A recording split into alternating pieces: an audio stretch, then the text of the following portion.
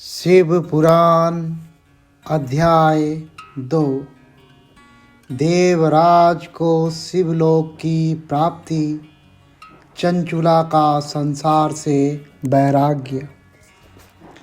श्री सौनक जी ने कहा, आप धन्य हैं सूत जी, आप परमार्थ तत्व के ज्ञाता हैं। आपने हम पर कृपा करके हमें यह अद्भुत और दिव्य कथा सुनाई है। भूतल पर इस कथा के समान कल्याण का और कोई साधन नहीं है।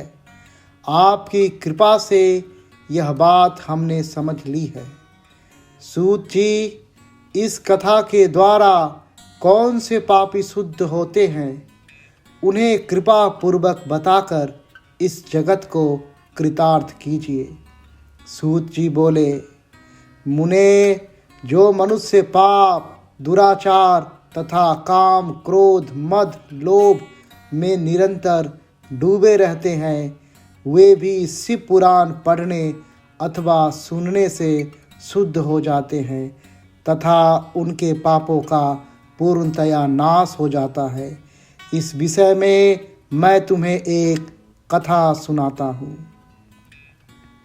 देवराज ब्राह्मण की कथा। बहुत पहले की बात है कि रातों के नगर में देवराज नाम का एक ब्राह्मण रहता था। वह ज्ञान में दुर्बल, गरीब, रस बेचने वाला तथा दैविक और वैदिक धर्म से विमुख था। वह स्नान संध्या नहीं करता था तथा उसमें वैश्य वृत्ति बढ़ती ही जा रही थी। वह भक्तों को ठगता था। उसने अनेक मनुष्यों को मारकर उन सब का धन हड़प लिया था। उस पापी ने थोड़ा सा भी धन धर्म के काम में नहीं लगाया था। वह वेश्यागामी तथा आचार भ्रष्ट था। एक दिन वह घूमता हुआ दैव योग से प्रतिष्ठानपुर झूसी प्रयाग जा पहुंचा। वहां उसने एक शिवालय देखा जहां बहुत से साधु महात्मा एकत्र हुए थे। देवराज वहीं ठहर गया। वहां रात में उसे ज्वर आ गया और उसे बड़ी पीड़ा होने लगी। वहीं पर एक ब्राह्मण देवता शिव पुराण की कथा सुना रहे थे।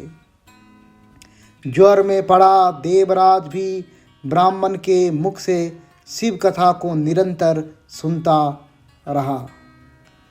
एक मास बाद देवराज ज्वर से पीड़ित अवस्था में चल बसा। यमराज के दूत उसे बांधकर यमपुरी ले गए। तभी वहां शिवलोक से भगवान शिव के पार्षदगण आ गए। वे कर्पूर के समान उज्ज्वल थे। उनके हाथ में त्रिशूल, संपूर्ण शरीर पर भस्म और गले में रुद्राक्ष की माला उनके शरीर की शोभा बढ़ा रही थी। उन्होंने यमराज के दूतों को मार पीट कर देवराज को यमदूतों के चंगुल से छुड़ा लिया और वे उसे अपने अद्भुत विमान में बिठाकर जब कैलाश पर्वत पर ले जाने लगे तो यमपुरी में कोलाहल मच गया, जिसे सुनकर यमराज अपने भवन से बाहर आए। साक्षात रुद्रों के समान प्रतीत होने वाले इन दूतों का धर्मराज ने विधि पूर्वक पूजन कर ज्ञान दृष्टि से सारा मामला जान लिया। उन्होंने भय के कारण भगवान शिव के दूतों से कोई बात नहीं पूछी। तत्पश्चात शिवदूत देवराज को लेकर कैलाश चले गए और वहां पहुंचकर उन्होंने ब्राह्मण को करुणा के अवतार भगवान शिव के हाथों में सौंप दिया। सौनक जी ने कहा, महाभाग सूत जी, आप सर्वज्ञ हैं। आपके कृपा प्रसाद से मैं कृतार्थ हुआ। इस इतिहास को सुनकर मेरा मन आनंदित हो गया है। अतः भगवान शिव में प्रेम बढ़ाने वाली दूसरी कथा भी कहिए। जय गुरुदेव। हर हर महादेव, हर हर महादेव, हर हर महादेव।